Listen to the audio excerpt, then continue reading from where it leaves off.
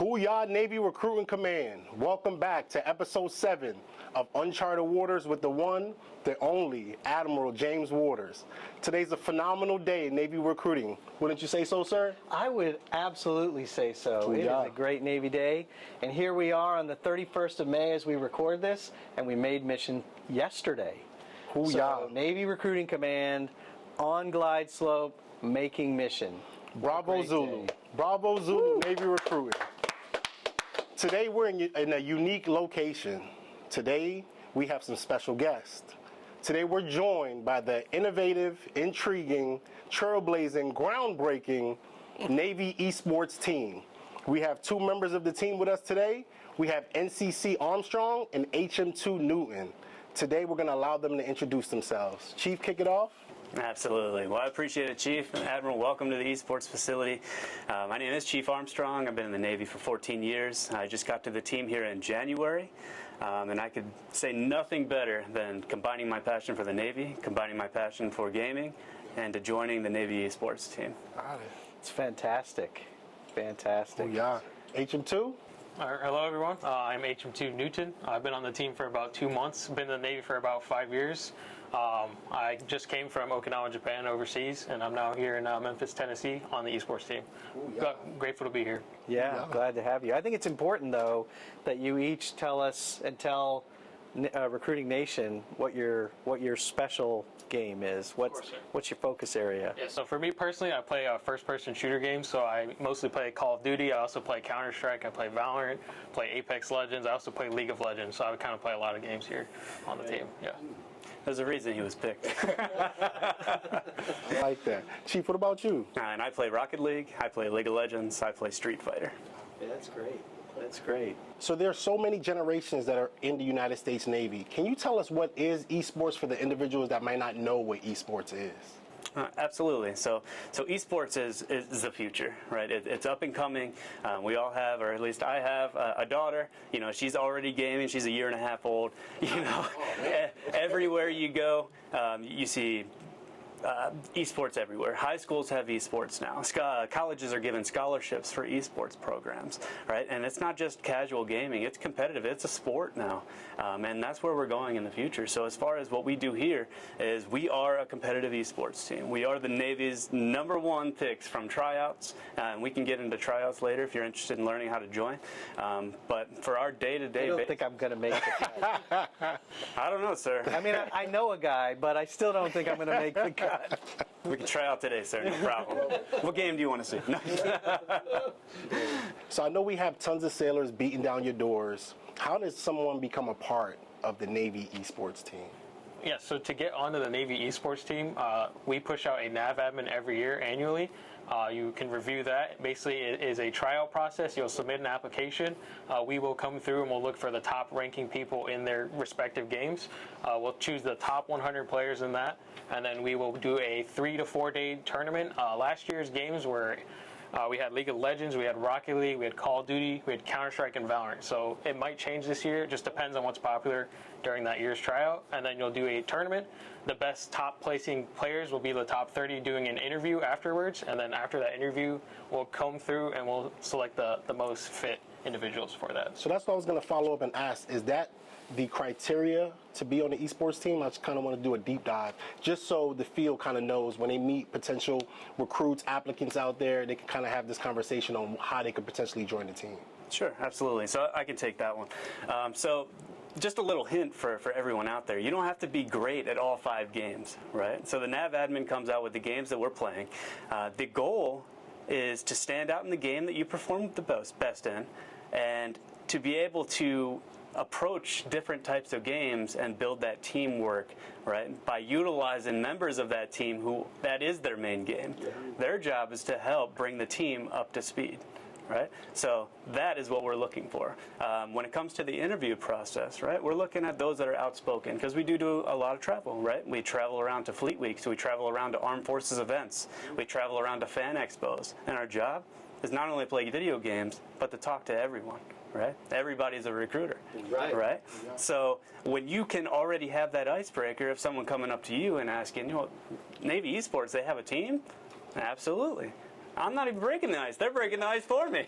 Yeah. And now you have a lot of like-minded individuals that already have that rapport that's already being established, the relationship already being established, and some of them with high schools and directors of their esports programs and universities and directors of their esports programs. Well, now you've just built a relationship that's long-lasting, that's annual when you return to that area. And now there's a great center of influence for you. Yeah. Can you give us a little bit of, both of you really, the scope and scale of the game, the game that you're playing, the things you participate in? How many people are watching in addition to those participating? Because this is like, professional sports where you have a few players playing and a bunch of people watching. What's the scope and scale?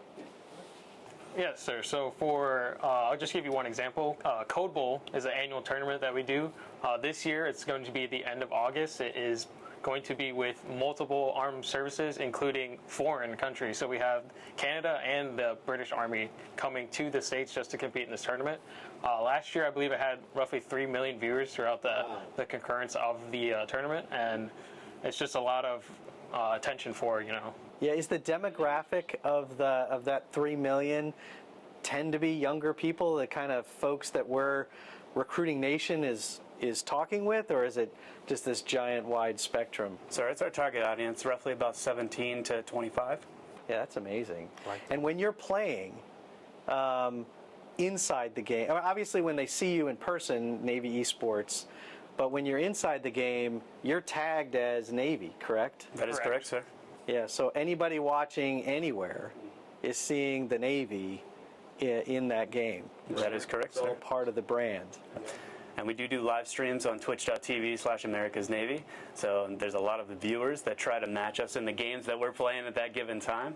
So they'll try to, we call it stream sniping, where they try to queue up at the same time that we're queuing up in order to match us, to try to beat us. Right? Usually doesn't happen. But Winners win. Ooh, yeah. Ooh, yeah. Yeah. We love it. Are there any upcoming campaigns that you guys will share with us outside of Code Bowl? So we do have Fan Expo Denver that's coming up. Okay, we utilize an agency that gives us a 20 by 20 unit that has roughly about 10 TVs. 5 of the TVs are on the inside, and 5 of the TVs are on the outside. Right, so that the TVs on the outside are showing what's happening on the inside, and it's a 1v1 in eSports member. So when you're going to places like MegaCon or to Fan Expo Denver, we have all of these TVs, and each sailor is set up at a gaming system with different games that are being played. We have hour-and-a-half lines of everyone that's waiting to face us in the game because they want their time to test the metal. Yeah. Right?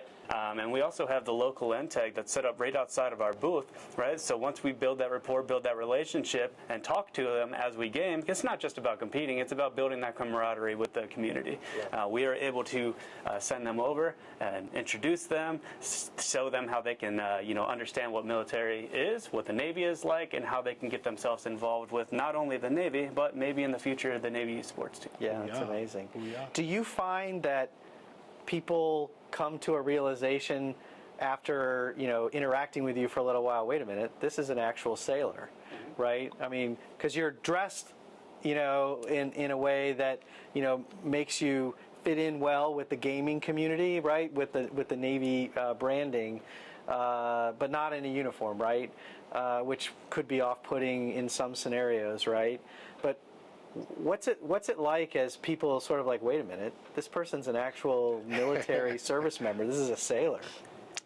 So, sir, that's a great question. I think sometimes being in uniform, I'm not going to say it's a little bit off-putting, but it's a little bit easier to walk up to somebody who maybe not be in a uniform but still has the Navy eSports on there.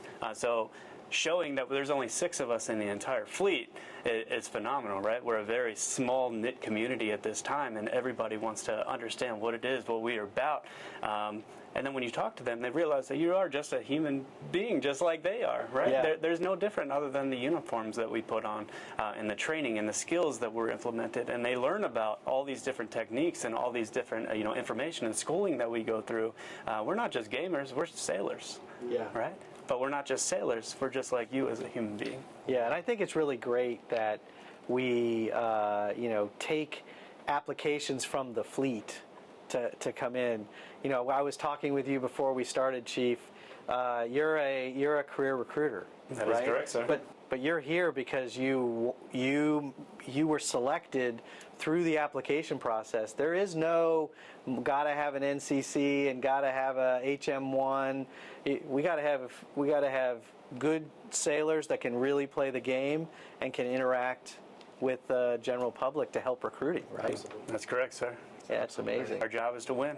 Yeah. Love it. In order to win, you need the best of the best. Yeah, that's If you right. think you're the best, try out next time. Yeah, I love right. it. I love it. That's Can awesome. you share any success stories or testimonials while you're out playing games that that initiative that caused the recruit to join the Navy based on the eSports initiative? Yes, so like I said, I just joined the team in January. So we went to MegaCon. That was my first big event that we attended. There was a person that came up and said, I told you last year. I wasn't here at the time, but he went to one of the members that aren't here anymore. But he said, I told you last year, if I come back and you beat me again, I'm joining the Navy. Okay. I like that. And he got beat again. That's awesome. So, and now he's seaman recruit. And now he walked over to the recruiting, and it was pretty awesome. That he not only held his word, but he practiced and he dug in, and he was a lot better than he was from what I'm hearing. But yeah, that's phenomenal. It just shows that even a small, tight-knit community can still make a difference. Yeah. Yeah, I think that's really great. I like that. Are there any upcoming technological advances that you feel are coming out that can kind of bridge the gap in recruiting as well as esports, just so we're in tune with the times? I would say, so since high schools and colleges are gearing towards the esports aspect, they're all getting sponsors from places like Dell and places, Alienware, and they're getting actual PCs donated to them so that they can compete in these leagues. We have the capability of doing virtual show matches, which we can, from our facility, compete against the high schools and universities from afar. Right. We can also have the ability to not only do that show match from afar, but have the ability to get a LAN center from the agency and host a tournament for all the local schools throughout the state. Maybe even have outside of the state come in, the best of the best. We're definitely getting our brand out there. I'm getting emails weekly about, head esports directors asking us to come and not necessarily play in their tournaments, but these are for high schools for their state tournaments, for where they go and they game, and we're the judges and we do casting, and it's actually a pretty phenomenal. You're looking at probably roughly about 700, 11S students. Yeah, that's that are competing in these, and they're all looking for, possible scholarships for their ability to say that their school won states, just like a typical high school sporting event. So it's pretty phenomenal. I think it's also really good that for the young people that are, into the games that you're playing, for them to see that they could continue to do that as a sailor, because you're evidence that it can happen. You're the best of the best. You were selected that way, but there are, hundreds and hundreds of applicants. So there's clearly, a gaming culture in the Navy, and I think it's important because one of the things that I have noted in talking to recruiters is that potential candidates are asking questions about, can I continue some of the things in my life now while I'm in the Navy? Questions like, can I have a dog in the Navy, right? Can I continue to do the thing I love, which is this game that I'm playing, and you demonstrate that absolutely, not only that, you can be excellent at it. That is correct, sir. So I think that's a real positive. And we also have, it's a program called NTAG representatives of the esports team. So every recruiting district out there is able to have two affiliation with the Ghosts and Glory team. And that's for if we're coming to your area and we need a little bit more of assistance. If you have some hard to get into high schools, right, you can see if they have an esports team and say that you're a representative of the Ghosts and Glory team. If you set up tournaments, we'll help fly out. But it gives 6 people. We have 26 districts out there with 2 additional affiliations with the team. And we can also call on them to help us. Let's just say we're down a man and you're really good at Rocket League, or you're really good at Call of Duty, we can request to have you come and compete with us in the tournaments. Yeah, that's great. Amazing. That's great. I know we came out and asked tremendous amounts of questions. I know you have some questions for the boss yourself. I do, absolutely. Okay, here we go. So what is your expectation, sir, for the esports team within the next 2 years? I think to continue to win, right? Yeah. Obviously. I think the more doors we can open, I think along the lines of what you discussed, high school and college tournaments, right? We need to take a lead angle and be proactive in connecting with those, sponsoring those things, facilitating. We, like you said, the agency gives us some capability that we can bring in that a school district may not have, and do that. It costs us something to get there, but the benefit is we're opening doors for recruiters, right? Your role is really, facilitating that access that recruiters have in the schools, which is the key to recruiting success in the long run. So I think continuing to have an esports team that wins and is present in those locations. I think we have to look hard at where, is it the convention thing that is the best use of the esports team's time, or is it these high school and college tournaments, because this gaming culture is growing and we cannot ignore that. Of course. I think giving young people a chance to see that you can be a gamer and be in the Navy, I think is super important. I 100% agree, sir. And my second question is, would you be willing to come and attend an esports event to see us in action? I would love to do that. So absolutely, let's try to figure out the right time to do that. Copy, sir. Yeah. Oh, yeah. So before we close out, we have some CO suggestion box questions for the boss. Yeah, not for you. So the first question is, sir, is there any talks about possibly removing a requirement for rinks to not write contracts as long as their station makes goal? Yeah, so for now, the requirement for a rink in a station that's smaller than 4 remains that they are on the bag. That is designed around the fact that, one, we are undermanned in recruiters. I know the number of recruiters are growing, but we remain undermanned. I think there is a time in the future where that could change as we continue to grow. We have found in general that that on the bag requirement has added value across recruiting nation. I know that there are individuals out there where you could point to, like, hey, I don't need to have this because my station is not only on mission but way above. But in general, it is part of we've seen through the data that it is part of the growing success of recruiting stations around the country. Copy. Sir, question number 2 is, can all tattoos and dependency waivers be left at the NTAG level rather than fleeing up to CNRC for approval? Yeah, I would love to delegate that.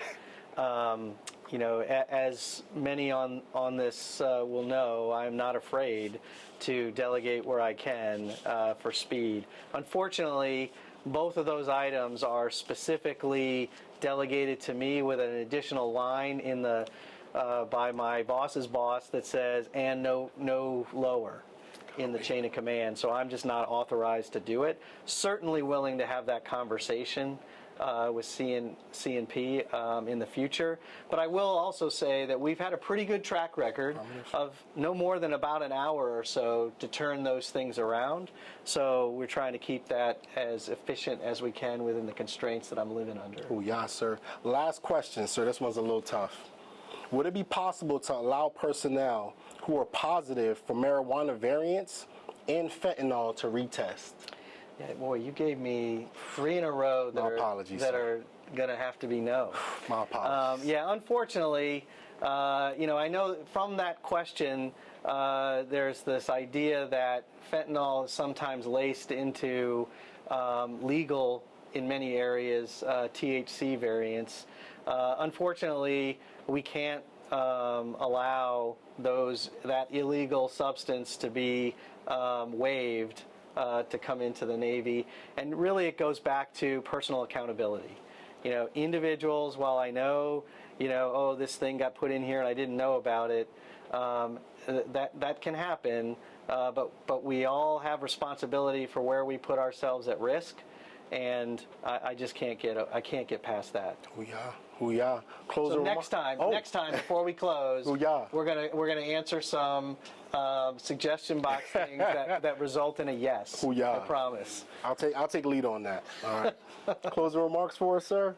Yeah. Hey, this is another great month, another great episode. I've really enjoyed talking with the eSports team here, which is a unique organization, 6 strong, right? 6 strong. For the entire United States Navy, and I think this is just such a great capability. So thanks for hosting me in your house, and thanks for what you do. Anytime, sir. Yeah, absolutely.